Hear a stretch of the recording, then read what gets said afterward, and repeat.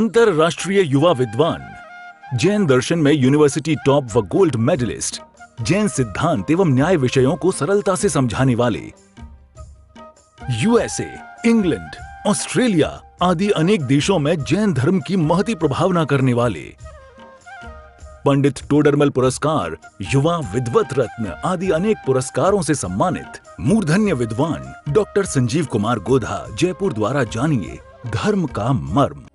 इस कार्यक्रम के प्रायोजक हैं doctor Trilok Chand Jain, tax advocate, Bharatpur Jaipur वाले, श्रीमती सुनीता जैन, सीए लोकेश जैन, श्रीमती पूजा जैन, दुबई, प्रशांत जैन, डॉक्टर प्रीति जैन, जयपुर, मंगलार्थी सीए अभिषेक जैन, आत्मार्थी समीक्षा जैन, जयपुर, सीए अभिषेक जैन, सीए स्वाति जैन, मुंबई, प्रशस्ति जैन, लब्धि जैन, ध्रुव जैन, प्रशम जैन एवं त्रिलोक जैन एंड कंपनी, रणजीत नगर, भरतपुर, राजस्थान। साधु सर्व अर्थ के प्रकाशी मांगली के रूप खाली है, जिनको स्वरूप जाने राले थे बड़ी जो भक्ति पाए गुण स्तुति गुण जारी है। धन धन दिन हिते काजे सब आज भय, कर जोड़े बारे बारे वंदना हमारी है। मंगल कल्याण सुख ऐसो हम चाहते हैं, ओ मेरी ऐसी दशा जैसी तुमदारी है, ओ मेरी ऐसी दशा जैसी तुमदारी है, ओ मेरी ऐसी दशा जैसी तुमदारी है। क्षत्र चूड़ामणि नामक यह ग्रंथ जीवनधर कुमार राजा दृढ़मित्र के यहाँ पहुँच चुके हैं। राजकुमारों को धनुर्विद्या सीखनी है और राजा दृढ़मित्र किसी धनुर्धर की तलाश कर रहे थे और सहज ही कुछ इस प्रकार का योग बन गया कि वे वहाँ पहुँच गए। नहीं क्या देखिए, बहुत ही सुंदर चर्चा कल यहाँ अपनी हुई है।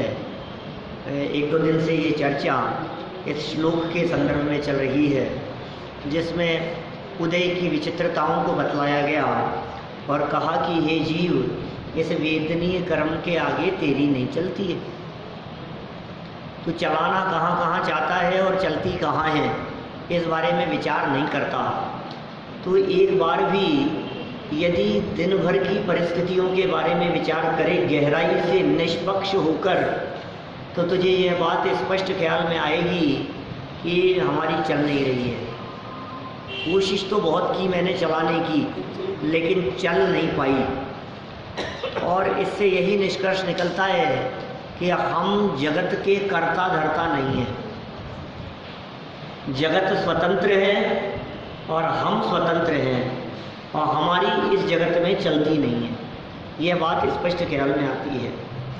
देखिए, कहाँ कहाँ यह जीव दूसरे जीव पर नहीं चला सकता और उद्गार आदि अन्य द्रव्यों पर नहीं चला सकता। ये जितने संयोग हैं और उनका वियोग है, वो वेदनीय कर्म के उदय के निमित्त से अपने आप ही बदलता रहता है। ऐसा है। देखिए, राजा दृढ़मित्र के मिलन का परिणाम, पेज नंबर है 359 और श्लोक नंबर है 72, 72 नंबर यह श्लोक है।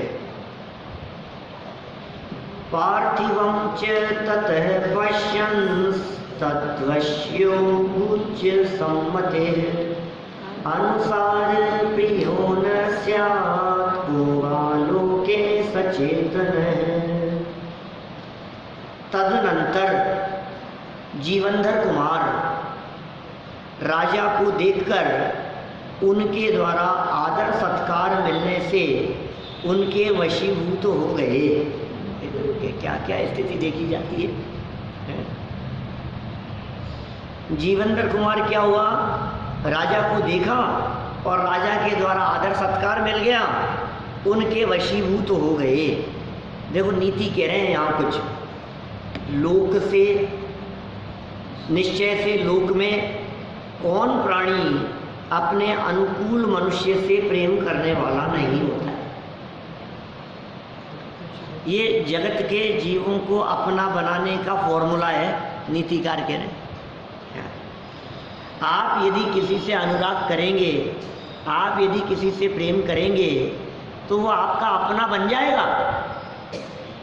आप ये मत कहते रहो ये अपना नहीं है, ये अपना नहीं है, ये पराये हैं, ये दुश्मन है, ये मेरे विरोध में चलते हैं।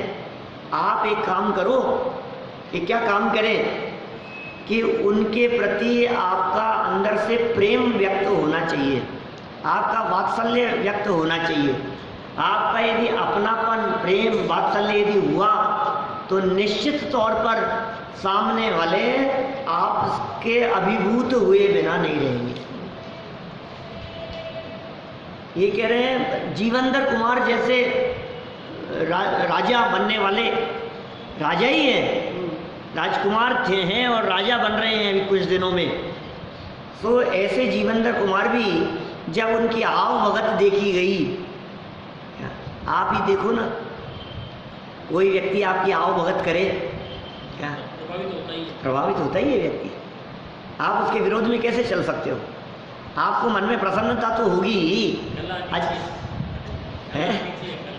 कला ये नीतिकार कह रहे हैं। देखो यहाँ राजा ने बहुत आव भगत की, स्वागत किया, माने मेरा स्वागत करने वाले व्यक्ति के प्रति मेरे मन में द्वेष नहीं हो सकता। सीधी सी बात है, सरल अर्थ में। राजा दृढ़ मित्र से जीवंदर कुमार के मिलने पर दृढ़ मित्र ने जीवंदर कुमार का अभूतपूर्व एवं हार्दिक स्वागत सत्कार किया। क्या कहा? दृढ़ मित्र से जैसे ही मिले जीवंदर कुमार, दोनों आपस में मिले, अभूतपूर्व हार्दिक स्वागत सत्कार किया।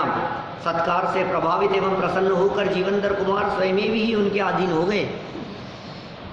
न उन्होंने अधीन बनाया, न अधीन बनाना चाहा। राजा भी अधीन बनाना नहीं चाहता था, सहज सत्कार था, और ये अधीन सहज ही हो गए और सहज ही कर लिया गया, जो भी स्थिति बनी। क्योंकि अपने अनुकूल प्रवर्तन करने वाले व्यक्तियों से सभी प्रेम करते हैं। विशेषार्थ जो राग द्वेष से रहित होते हैं, क्या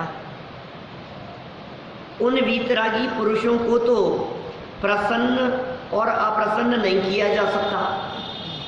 वीतरागियों को, अरे साहब भगवान को खुश करो, थोड़ा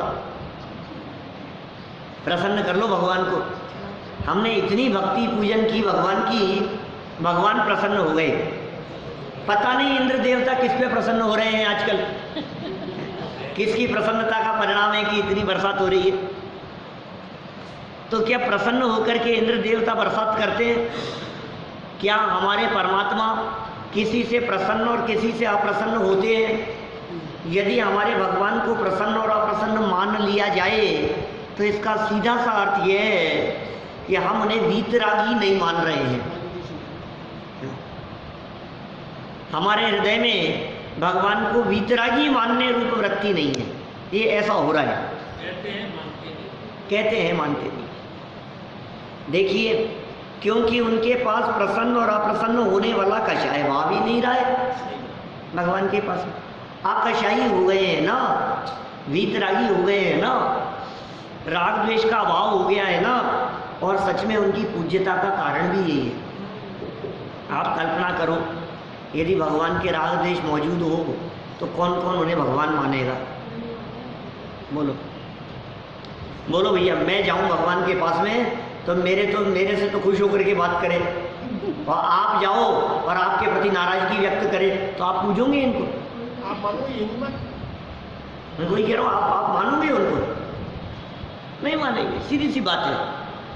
यदि कोई परमात्मा मेरे प्रति नाराजगी व्यक्त करता है तो मैं उस परमात्मा को नहीं मानता, ऐसा देखा जाता है।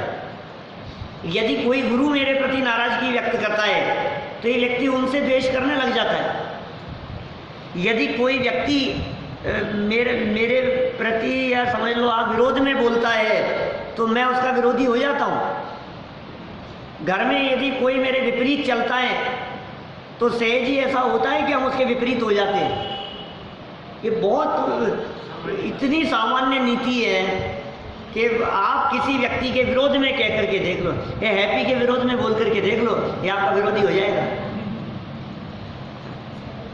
सब आप बच्चे के विरोध में बोलो, आप पिताजी के विरोध में बोलो, आप भाई के विरोध में बोलो, आप किसी के भी विरोध में, पड़ोसी के विरोध में, भले ही उसके लिए अच्छा हो लेकिन तो भी आप उसके विरोध करते हुए दिख रहे हो ना, वो आपका दुश्मन हो जाएगा। मत करो, ये कह रहे हैं विरोध करना बंद कर दो। ये नीति कह दी इन्होंने। अब कोई विरोध नहीं करता, कोई अपनापन करता है, मान लो अपनापन करता है तो भी ये कह रहे हैं जहाँ अपनापन होगा वहाँ विरोध भी होगा, जहाँ विरोध ज़्यादा दिखता है वहाँ कुछ अपनापन भी होता है। अनजान आदमी का कौन विरोध करने जाता है? जिनसे हमारा कोई संबंध नहीं है उनसे कौन दुश्मनी करता है? तो बोले ये राग और द्वेष ये दोनों ही असहजता है। राग और द्वेष में संसार खड़ा है और हमारे भगवान है वीतरागी, राग द्वेष से रहित हो गए हैं। राग और द्वेष दोनों मौजूद है ना, तो सहजता है वीतरागता। वीतरागता का नाम है सहजता। जो जैसा है बस ज्ञाता दृष्टा भाव, इसका नाम वीतरागता है। और ज्ञाता दृष्टा भाव से कुछ भी कम ज़्यादा हुआ तो फिर सहज नहीं रह पाए। असहजता है पर से प्रभावित होना। वीतरागी पर से प्रभावित नहीं होते, इसलिए दुखी नहीं होते, और हम पर से प्रभावित होते हैं इसलिए दुखी हुए बिना रहते नहीं। किसी व्यक्ति ने हमारे को गाली दे दी ना, आपको, आपके पास कहाँ है बताओ? कि साहब ये मेरे को गाली दे रहा है, तो तूने मांगी होगी? कह नहीं मैंने नहीं मांगी, फिर भी दे रहा है, तो तू ले क्यों रहा है? बरसों तक याद रहती है, दिलो दिमाग में घूमती रहती है। अरे भाई तू मत लेना। देखो तुम यदि प्रभावित होंगे तो सुखी दुखी हुए बिना नहीं रहोगे। पर से प्रभावित होगा तो तू दुखी हुए, ये दुख का भी कारण है, मूल कारण तो दुख का है। हमने कह तो दिया कि थोड़ा बहुत आनंदित होगा। देखो क्या कह रहे हैं यहाँ, अतः भगवान महावीर प्रसन्न हो अथवा सिद्ध भगवान कृपा करें आदि शब्दों का प्रयोग तो अपने अज्ञान का ही सूचक है। क्या भगवान महावीर प्रसन्न हो जाए? कैसे होंगे भाई साहब भगवान महावीर प्रसन्न? सिद्ध भगवान की कृपा से हैं, तेरे ही कृपा से हे भगवान, ये तो आपकी कृपा है। आदि शब्दों का प्रयोग अज्ञानता का ही सूचक। हाँ? द्वेष हो, राग हो, ये सब प्रसन्नता अप्रसन्नता, ये शब्दों की जो प्रयोग करता है कोई व्यक्ति, ये समझ में आ रहा है कि वो व्यक्ति समझदार नहीं है, अज्ञानी है, अज्ञानता का सूचक है। हाँ, प्रभु तुम्हारी कृपा से सरे काज मेरे, ऐसा समझता है ना। प्रभु आपकी कृपा से सारे काज सर जाते हैं। कैसे कैसे सोच रहा है ये? तुम्हारी कृपा से। देखो हम अनंत तीर्थंकर और सिद्ध भगवंतों की पूजन उनको प्रसन्न करने के लिए नहीं करते। काय के लिए करते हो? भगवान की पूजन क्यों करते हो? यह अर्घ कियों निज हेत तुमको अर्पत हो, ध्यानत की जो शिव खेत भूमि समर्पत हो। यह अर्घ कियो हे भगवान, किसके लिए? तुम्हारे लिए। अर्घ किसके लिए चढ़ा रहे हैं बतलाओ? भगवान के लिए चढ़ा रहे हैं। हे भगवान देखो क्या क्या चढ़ा रहा हूँ, बादाम सस्ते वाले नहीं है। हे भगवान अच्छे महंगे वाले चावल लेकर के आया हूँ, चढ़ा रहा हूँ आपको। कभी मेरे से कोई पूछ रहा था कि चांदी की लौंग से करें क्या, तो कोई दिक्कत तो नहीं है।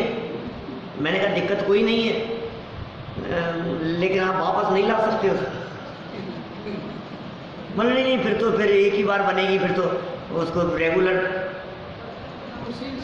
काम में ले और ले आवे। तो देखो जितना पैसा चावल आदि के अंदर खर्च होता था चांदी के लौंग आदि सामग्री बना करके, तूने वो और बचा लिया।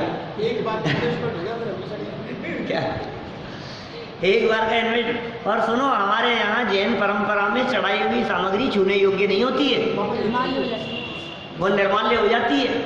मंत्रोच्चार पूर्वक यदि कोई सामग्री समर्पित कर दी गई है तो अब उस सामग्री को हम दोबारा छूने योग्य नहीं है। वो कि नहीं उसकी एवज में पैसे दे दें, हम कुछ थोड़े से पैसे डाल दिया करें, ऐसा कर दिया करें। ये नहीं चल सकता है बिल्कुल भी। लोग करते हैं, कई जगह ऐसा होने लग गया है। तो महाराज जी नहीं वो कराना अलग बात है, लेकिन वो चले जाता है, वो वापस नहीं लेते। वापस लेने के निषेध की बात कह रहा हूँ, करने का निषेध नहीं है। करो ना आप चांदी की से क्यों, सोने की से करो, आपकी जितनी सामर्थ्य है उससे करो। अच्छी बात है, चढ़ाओ, रोजाना अर्घ में चढ़ाओ, आप महार्घ में चढ़ाओ। आप क्या आप चांदी के सिक्के चढ़ाओ रोजाना महार्घ में, हमें क्या दिक्कत है, अच्छी बात है ना। रत्नों से करो ना। हाँ इंद्रादिक करते ही है ना, लेकिन ऐसा थोड़ी नहीं कि उसे समेट के वापस ले जाते हो। भगवान कितना चढ़ा रहा हूँ देखो आप, अब तो आप खुश हो जाओगे। यह अर्घ कियो, अपने आप के लिए चढ़ा रहा हूँ भगवान, आप तो वीतरागी हो। तुम तो प्रभु वीतरागी, हमें कब बनाओगे। है ना भजन भक्तियाँ सुनते होंगे कभी। हे भगवान आप तो वीतरागी हो, क्या हम वीतरागी कब बनेंगे। वीतरागी को लख वीतरागी बनो, फिर समझ लो कि भव भव का फेरा गया। देखो हम अरहंत तीर्थंकर और सिद्ध भगवंतों की पूजन उनको प्रसन्न करने के लिए नहीं, अपितु अपने परिणामों के निज हेत, अपने आप के लिए, अपने पाप परिणामों के परिहार और उन जैसा बनने के लिए करते हैं। तुम जैसा बनने के कारण शरण तुम्हारी आया, नाथ तुम्हारी पूजा में सब स्वाहा करने आया। तुम जैसा बनने के कारण शरण तुम्हारी आया, सब स्वाहा करने आया। क्या क्या स्वाहा करने आया है बता।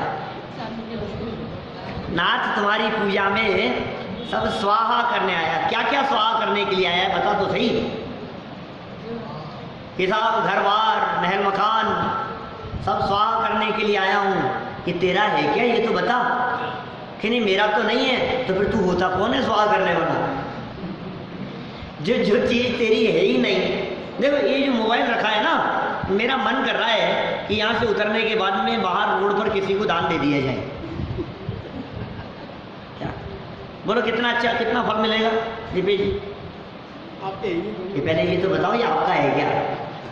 कि नहीं मेरा तो नहीं है, लेकिन फिर भी मैं दे दूं।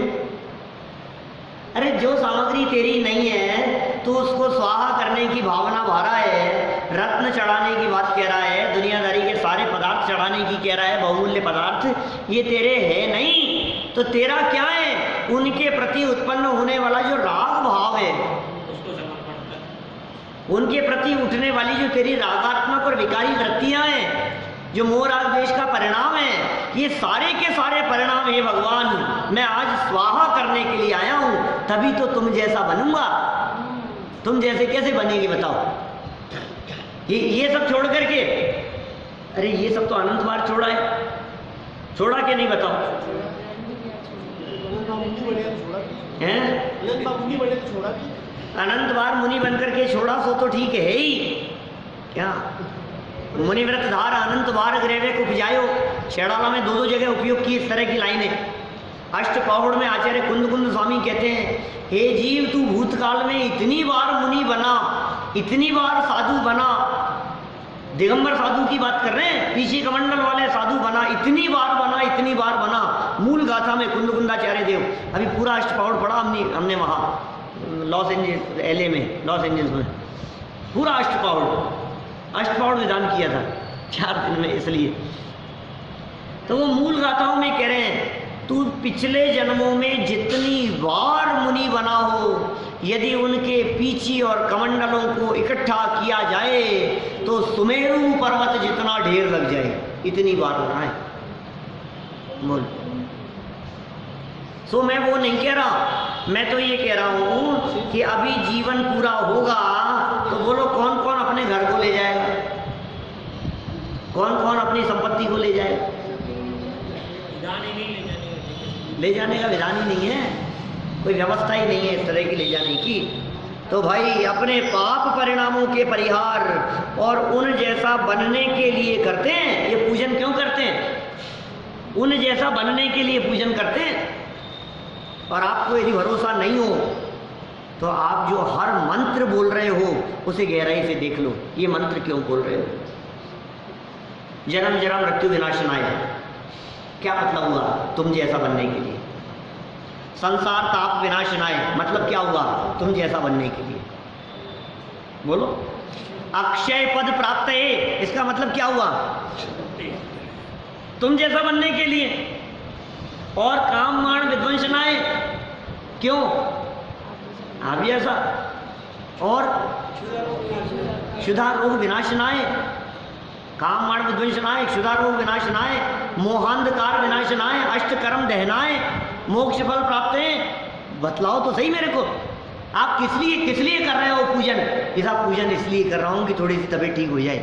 पूजन इसलिए कर रहा हूँ, आजकल इसलिए बैठने लग गया कि अज्जू भैया कहते थे थोड़ा सा ये भी खुश हो जाए। कि तू बेटा इनको खुश करने के लिए कर रहा है, तो समझ ले तू बोल क्या रहा है और कर क्या रहा है।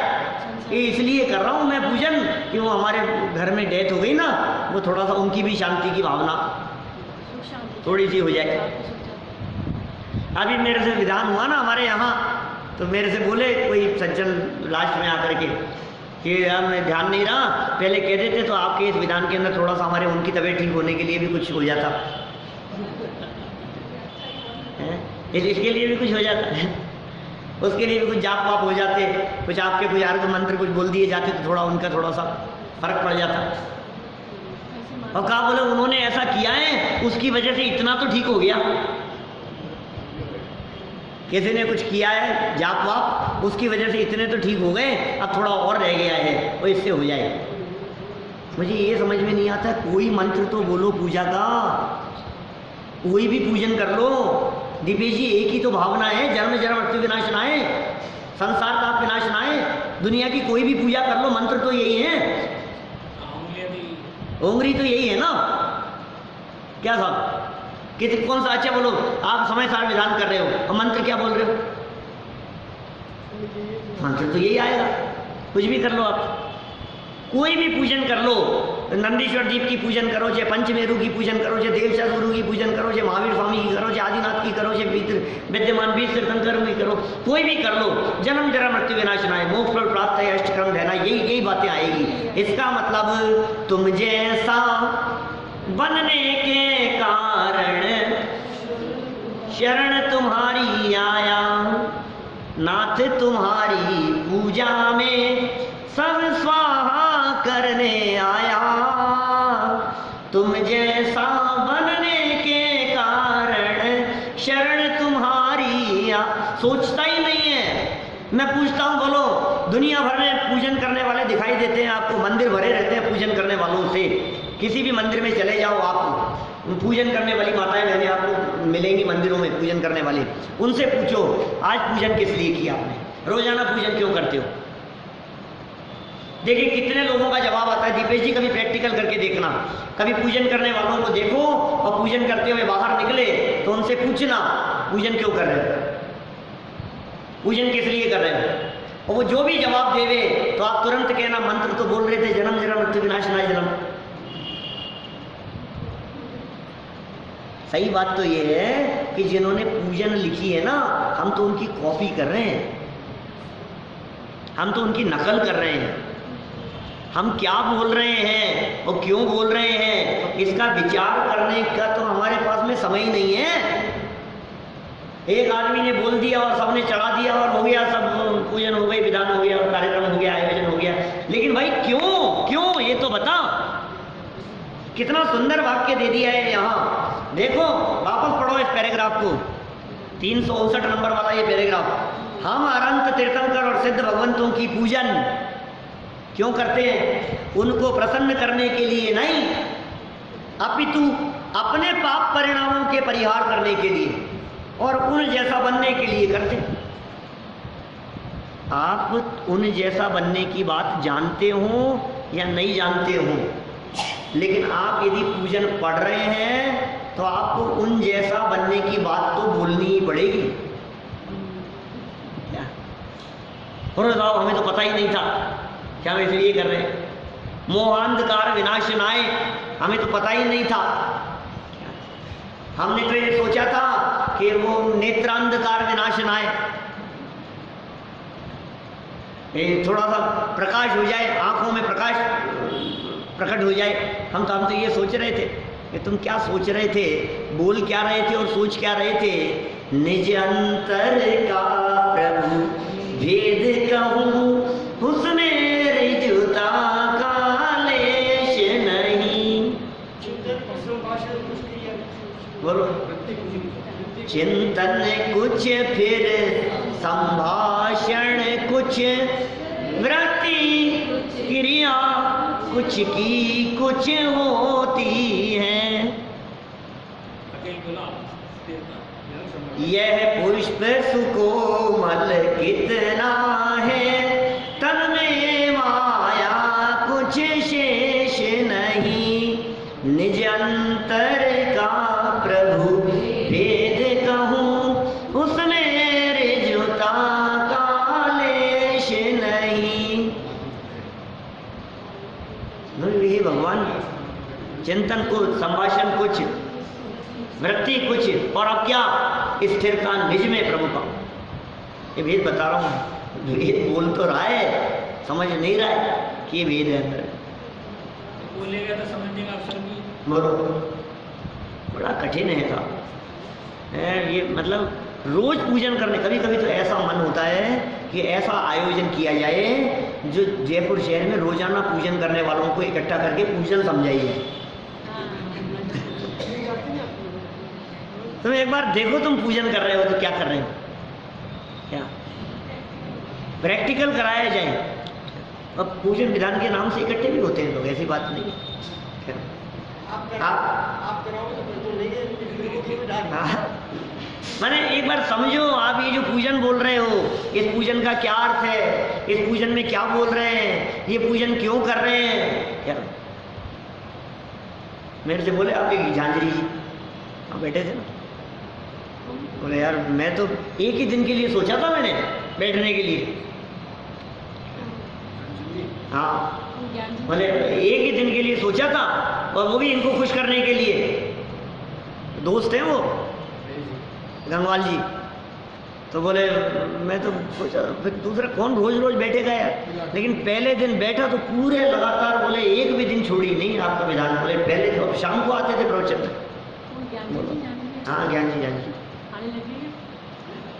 तो कैसा स्वरूप है, सोचो आप, कितने लोगों ने तो कहा ये बात कैसी, ये पूजा तो हम रोज करते हैं, हमें तो पता ही नहीं कि इसमें ये लाइन है।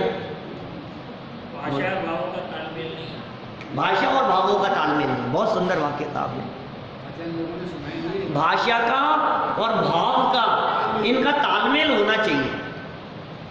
भाषा के अनुसार यदि भाव हो तो आपको उत्तम से उत्तम फल की प्राप्ति होती है, फल की दृष्टि से बात करो तो। लेकिन भाई ये जो भाषा और भावों के तालमेल से उत्तम फल की प्राप्ति होती है, ज्ञानी जीव उसे वो उत्तम फल नहीं चाहिए, उसे तो मोक्ष फल चाहिए। हम क्या करें तुम्हारे इस उत्तम फल का।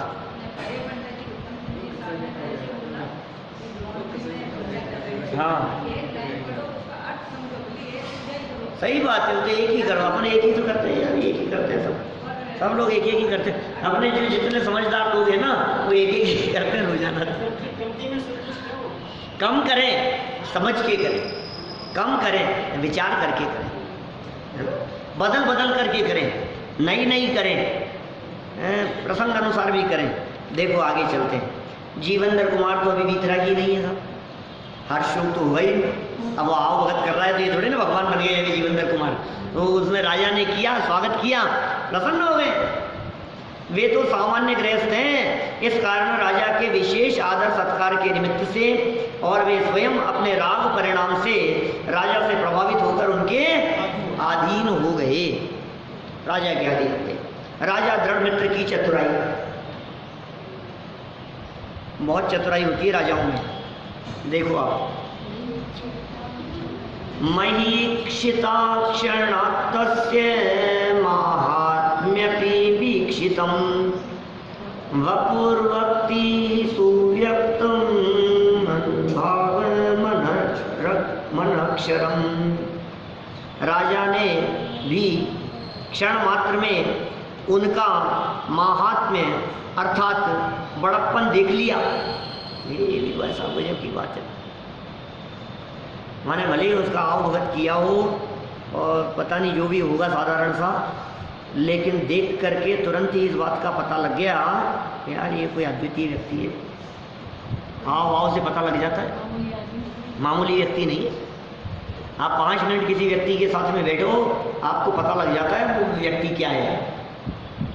हाव भाव से, बोलचाल से, उनके व्यवहार से उसकी योग्यता का पता लग जाता है। व्यक्ति कितना योग्य है, यदि आपको ये बात पकड़नी है तो आप उसे गहराई से देखो। लेकिन भाई चतुराई चतुर लोग ही कर सकते हैं, हर किसी के बस की बात नहीं है। देखो, निश्चय से शरीर मनुष्य के प्रभाव को बिना शब्द कहे हुए ही स्पष्ट रूप से व्यक्त कर देता है। शरीर भी ऐसा होता है, पुण्यशालियों का शरीर भी ऐसा ही होता है। जो जितने पुण्यशाली होते हैं ना, उन पुण्यशालियों की देह भी उतनी सुंदर दिखाई देती है, उतनी सुव्यवस्थित दिखाई देती है। वो भाग्यशालियों के, क्योंकि देखिए जो पुण्य का उदय होता है ना, कहते हैं एक तरफ से नहीं, चारों तरफ से आता है। माने ऐसा नहीं होता कि वो बुद्धि में ही तेज होंगे। बुद्धि में तेज होंगे तो अकेले ज्ञानावरणी का ही क्षेयोक्षम तेज हो, ऐसा नहीं। वो शरीर संबंधी भी होगा, परिवार संबंधी भी होगा। वो क्योंकि जब अनुकूलताएं, जब अरे भाई जिन परिणामों के निमित्त से वो उत्कृष्ट जाति का सुंदर शरीर नामकरण बना था, जिन परिणामों के निमित्त से, उन परिणामों के निमित्त से क्या अन्य कर्म प्रकृतियों में उत्कृष्ट प्रकृतियां नहीं बंधी होगी? एक ही परिणाम ना, जिस परिणाम से सुंदर शरीर बना, मान लो जिस परिणाम से, माने पुण्य प्रकृति बंधी ना, एक समय का परिणाम पुण्य प्रकृति बंधी। तो हम ये कह रहे हैं उस एक समय के परिणाम से अकेली एक ही पुण्य प्रकृति बंधेगी कि सारी पुण्य प्रकृतियां, सारी उत्तम प्रकृतियां बंधेगी सब जगह? उस परिणाम से एक तो पुण्य बंध गया और उस परिणाम से कुछ पाप बनने लगा, ऐसा कैसे होगा?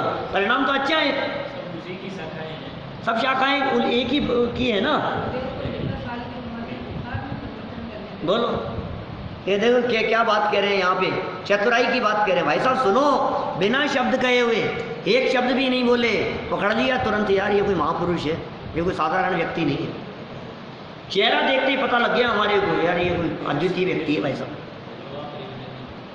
तुरंत भाप लिया गया, ये व्यक्ति देखना भाई साहब कुछ अलग ही हटके है ये व्यक्ति।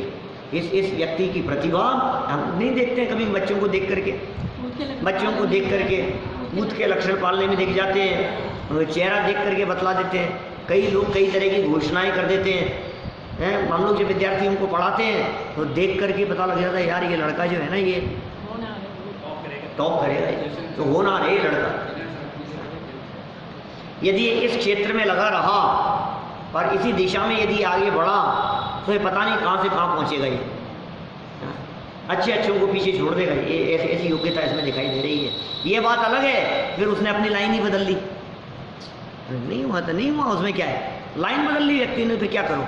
लेकिन मेरा कहने का मतलब ये है कि चेहरा देखने मात्र से पकड़ लेवे ऐसे चतुर थे ये राजा दृढ़ मित्र।